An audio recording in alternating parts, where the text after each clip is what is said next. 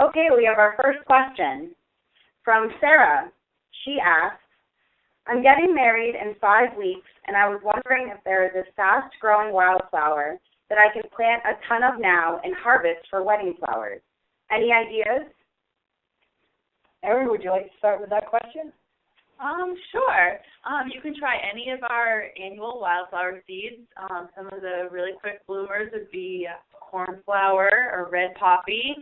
You could try some cosmos. Do you have any other suggestions? The low-grow mix and the all-annual mix would be the two good blends to get. Both of those have a lot of quick blooming annual species in there. So weddings that quick, then you'll have more to enjoy after as well. But that'll give you a good variety of color pretty quickly. Great answers, guys. I would certainly agree. As we know, anytime you're looking to get some quick color, you are limiting yourself to annuals. And as Erin mentioned, some of the quickest blooming annuals from seed that we offer would be blue cornflower, annual baby's breath, red poppy, baby blue eyes. Those would all be in bloom around that 5-week period to allow you to get some color for your wedding. Great. Okay, we have another question here from John. My lawn service oversprayed a patch of wildflowers that I treasured for 3 years. Can I oversee the area and not have to till again? Tabar, we'll start with you. But that's what they sprayed it with. If it was a chemical, to get a little more information there. But you would want to clear the area if you're going to seed again. If you're unable to, there's a couple techniques you can do, but really it's best to plant seeds on bare soil. Erin, anything to add? No, I guess Lindsay covered it. Just make sure that you want to clear your area again before you're planting that seed because it does want that soil-seed contact. And if it was a chemical application, you'd want to find out what it was and what the kind of residual rates are.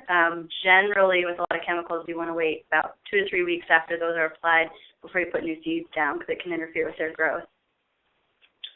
Yeah, good answers, guys. And I can't stress enough, and both Lindsay and Erin mentioned it, but one of the most important steps in preparing a wildflower area is preparing the soil properly.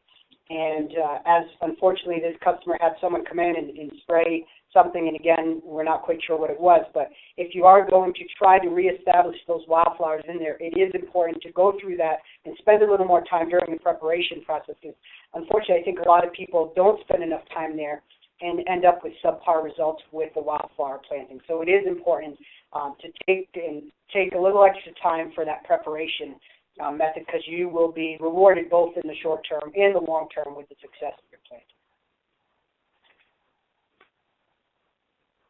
Great. Good luck. All right.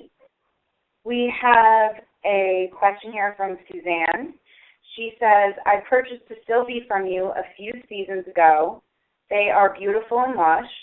I noticed that your information on Perennials mentions that they can be divided. Would you have instructions on how and when to divide and replant my Sylvies? The best time of year to divide any perennials, including Sylvies, would be in the spring or the fall. You want to make sure that it's not too warm outside. But you could just dig, all around your plant and dig it up, and then you can just chop it in half or into quarters, and then, separate them and then plant them into different clumps. And then you want to make sure that you just water it in really well, since you are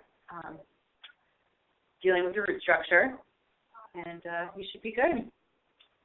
Anything to add, Tabor?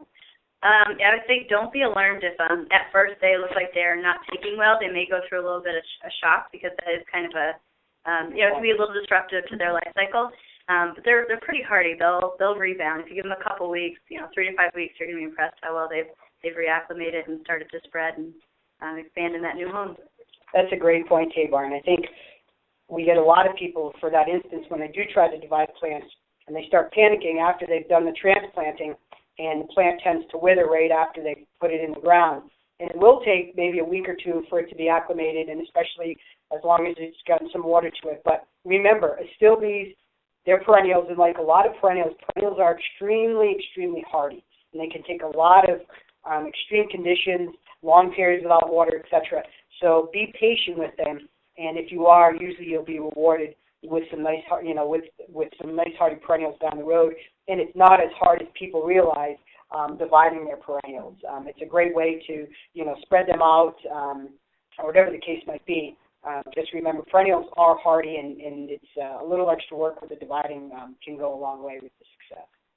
Yeah, it's a good way to make the most of what you've already got, and it can definitely be scary to cut into your plants, but they can take it. Great question. Okay, we have another one here from Ben.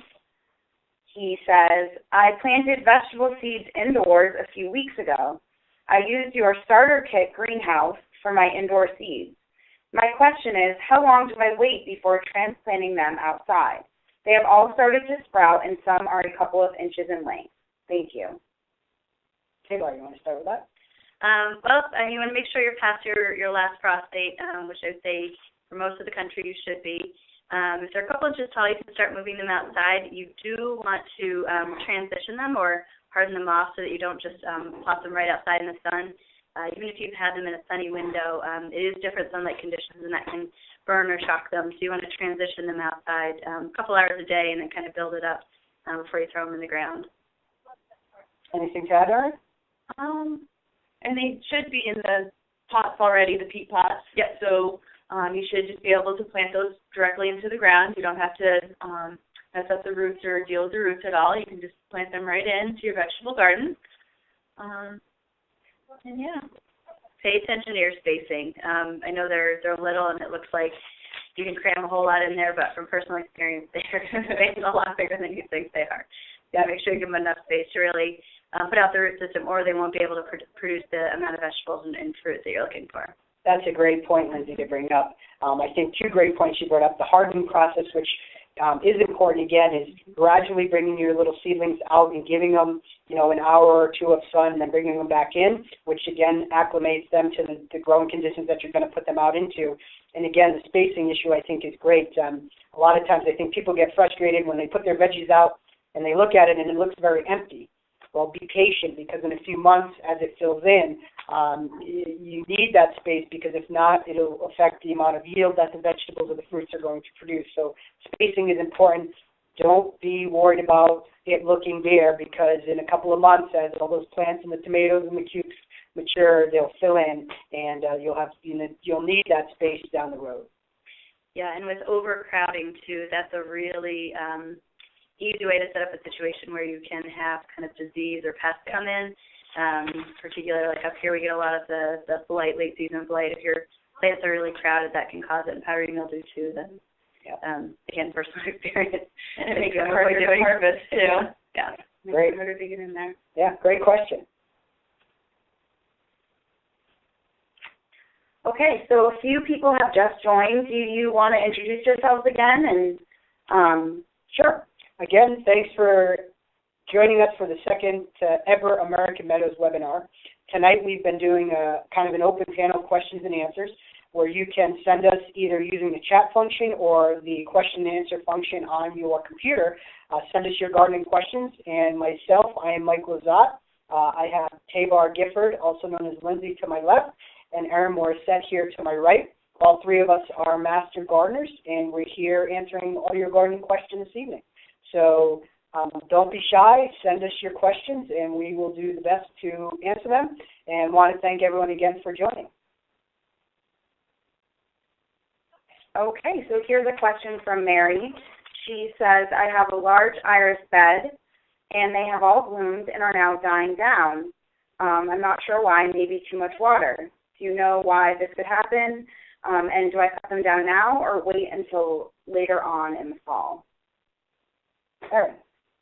It depends on what type of iris you're dealing with. If there is a fall or the spring blooming iris, you will want to wait until they have completely turned brown and died back, and then you can remove that foliage. Leaving that foliage on does recharge the bulbs so that they will flower again next spring. If they're bearded iris and they're starting to die down, you can go ahead and trim them if you'd like, or you could just leave that on there. What other types of iris are there? There's the Siberian and then the Dutch iris. with any of the flowers, if the blooms have died, you can cut those up, but you do want to leave the foliage. Any foliage that's green. Yeah. As Erin pointed out, it's important for that foliage to be left there because, as you mentioned, it will absorb the sunlight to provide